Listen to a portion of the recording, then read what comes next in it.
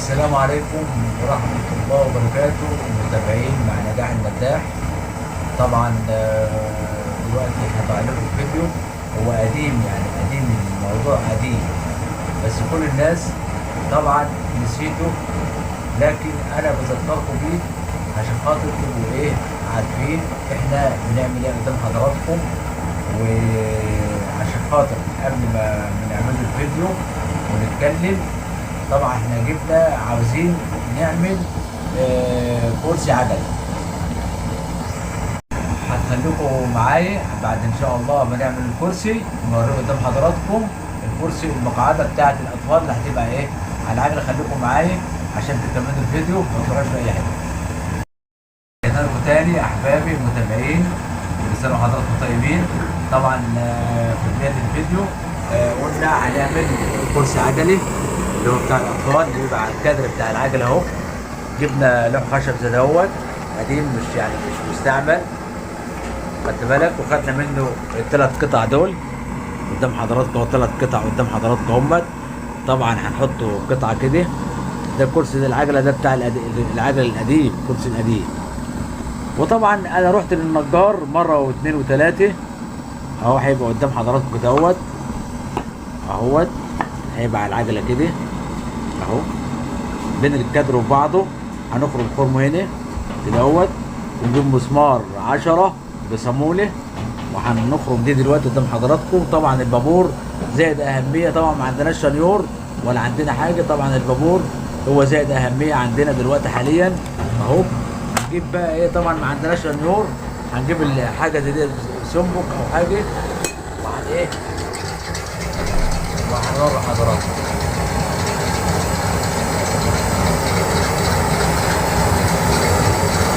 طبعا انت ما عندكش شنيور، هتجيب بقى حاجه زي دي كده مدببه وهنشغلها على الطابور اهو. عشان ايه بقى؟ لما تروح للعجلات، لما تروح للنجار بيقول لك انا معلش ده موضه بطلت، ده موضه ادمت، ده كذا. لا، انت باستطاعتك تعمل كل حاجه ادام عندك العده، عندك منشار اهو، خدت بالك، عندك قطعه الخشب، لوح قديم بتاع سرير قديم، وبتجيبه وبتشكل انت حته الخشب اللي هتتحط على الكادر، وبتجيب حتتين الخشب دول اهو قدام حضراتكم، بتقطعها برضك من نفس اللوح. والنجار مفكرها مشكله، لكن انت لما بتشغل دماغك وتعمل حاجه تنفع، العجله مطلوبه وشغاله وبتحط عليها يعني ايه، الطفل بتبقى عاوز تاخده معاك في اي مشوار، بتروح طبعا الكادر ما ينفعش الطفل يقعد على الكادر. بتروح انت عامل الكرسي دهوت اهو جميل، هيبقى جميل قدام حضراتكم اهو. قطعه جميله وبتدورها تشكلها هي ولا الرابون، يعني بتشكلها انت بمزاجك وانت قاعد في بيتك وتعمل الكرسي 100 100. وخليكم معايا يا حبايبي.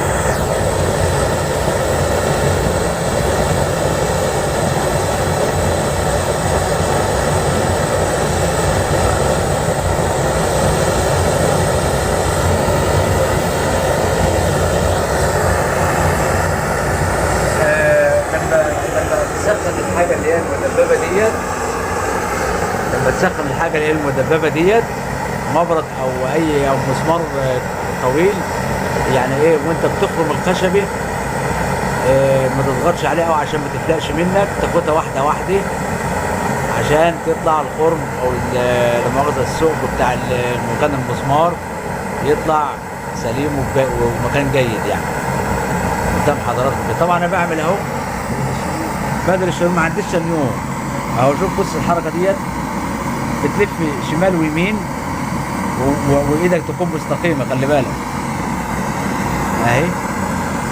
طبعا مش هتيجي معاك الخرم، مش هيجي معاك اول مره، مع نفسك كده اهي واحده واحده زي ما انتم شايفين كده، تلف شمال ويمين واحده واحده عشان خاطر الخرم الثقب ده يطلع ايه، يطلع سليم ومستقيم اهو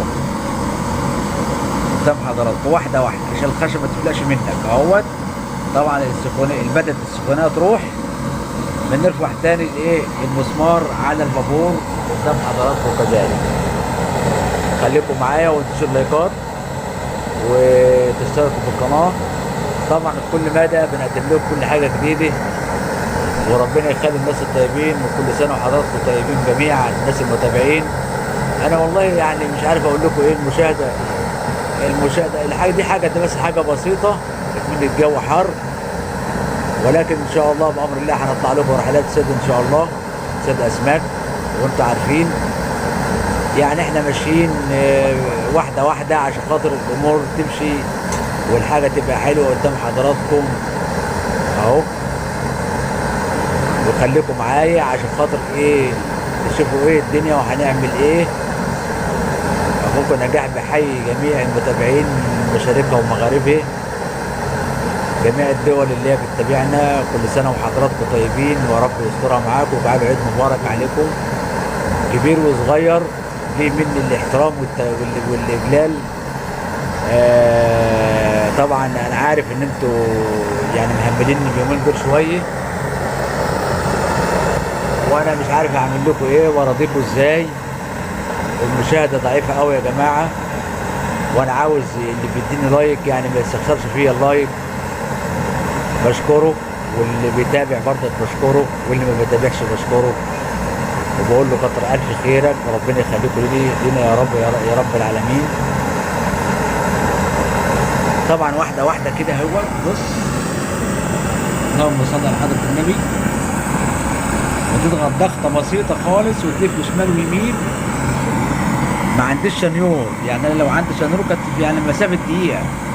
النجار بقى دكتور دلوقتي، عشان يعمل لك كورس ده هياخد لك منك اقل حاجه 50 60 جنيه. حته خشبه مرميه على السطح اهيت، وبتشكلها زي ما انت عاوز واخر حلاوه اهو قدام حضراتكم. بتشكلها اهيت قدامك، اللهم صل على حضره النبي.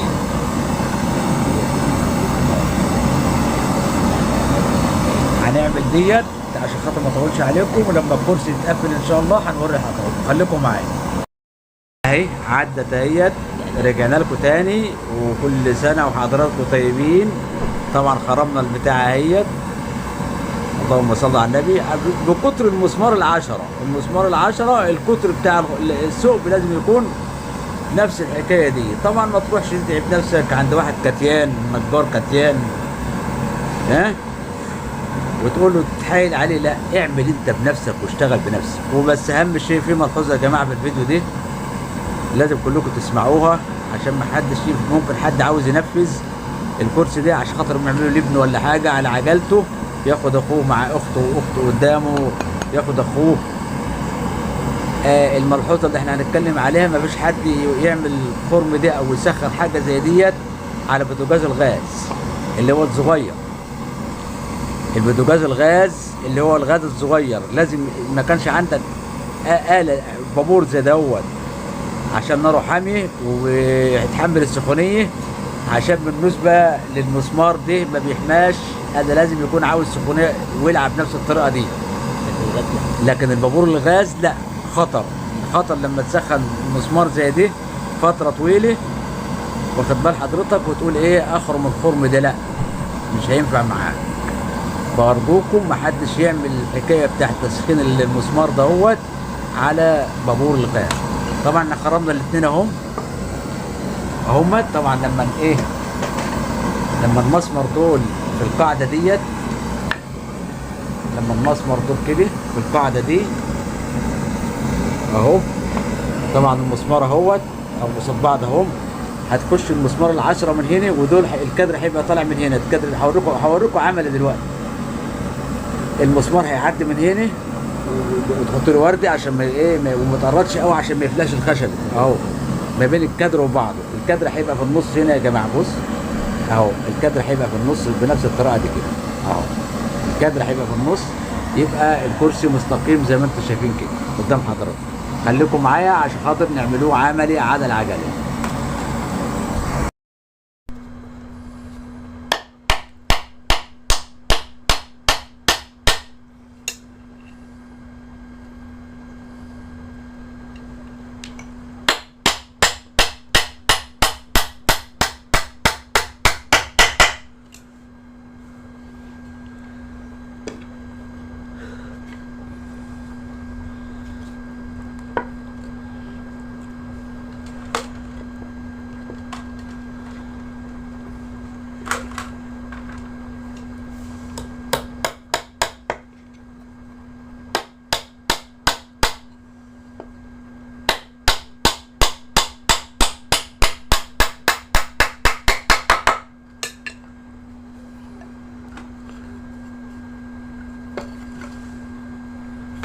لازم الواحد يعمل اي حاجة بنظام.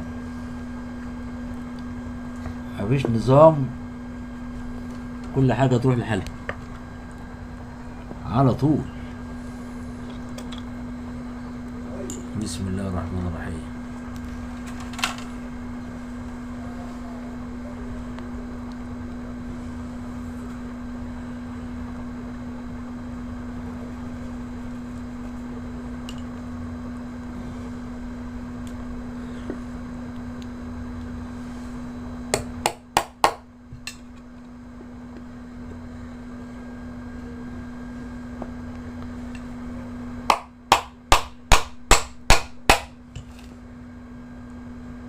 تمام تمام.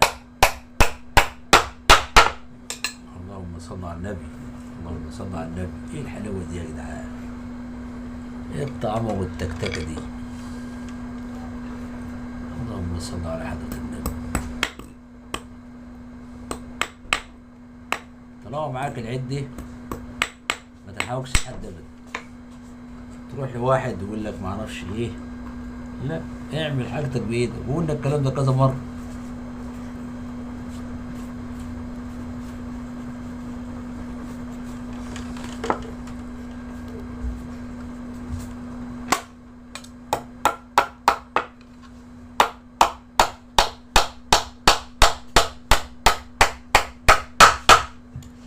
الله الله الله.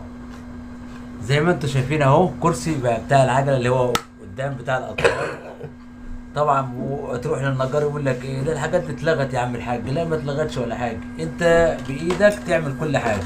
تيجي بقى على راس المسمار من اهو، واخد بالك، المفروض يبقى بمسمار، لكن انا بعمل قدام منك عشان تبقى شايف. وتروح خبط خبطه كده على ظهر المسمار، على راس المسمار اهو، عشان اللي بقى ما ايه ما يأذيش الايه الطفل وهو راكب، او ممكن توديه وتنجده، ممكن تنجده، خلي بالك اهو. بتجيب بقى شويه زيت لو انت عاوز تحفظه قوي، او بتروح لواحد يعمل لك هنا ينجده لك، يحط هنا حبه فايبر او حته سفنجه، وبتنجده بالدبابيس من هنا كده زي ما انت شايف كده، داير، وبتتهم ده زيت، وبتدخل المسمار اهو بيعدي من بين الكادر وبعضه، مسمار بصامولة اهو، خدت بالك. وتعالوا ايه معايا عشان خاطر نوريكم، وخليكم معايا لما ايه لما نروح نركبوه على العجله. الاضاءه ضعيفه شويه، معلش احترامي لكم، بس انا عاوز اوريكم عملي. الاداره زي ما انتم شايفين كده، واخدين بال حضراتكم، والحمد لله يعني على كل حال. احنا مش بتوع مناظر اهو. الكرسي بص بقى، الكرسي هيركب ازاي اهو، اهو الكادر اهو، على حسب الايه، حسب انت ما توديه شمال او يمين، بس هو الافضل يبقى كده اهو قدام حضراتكم. بتعدي المسمار من هنا من بين الكادر وبعضه، وبتربط المسمار 10 مسمار 10 اهو اهوت قدام حضراتكم اهو. الخرم اللي احنا قلنا اهو. الطفل يركب 100 100، والافضل ان انت تنجده او تعمل له حته سفنجه وبتعمله بالدلاميس من هنا كده، وان شاء الله بامر الله هنعمله، بس ما عندناش وقت اهو. احنا كده تمام اهو. الكرسي بتاع العجل اهو. وكل سنه وحضراتكم طيبين، وما تنسوش اللايكات وايه، وخليكم مع اخوكم نجاح المداح الغلبان. ربنا يعزكم. باي باي والسلام عليكم.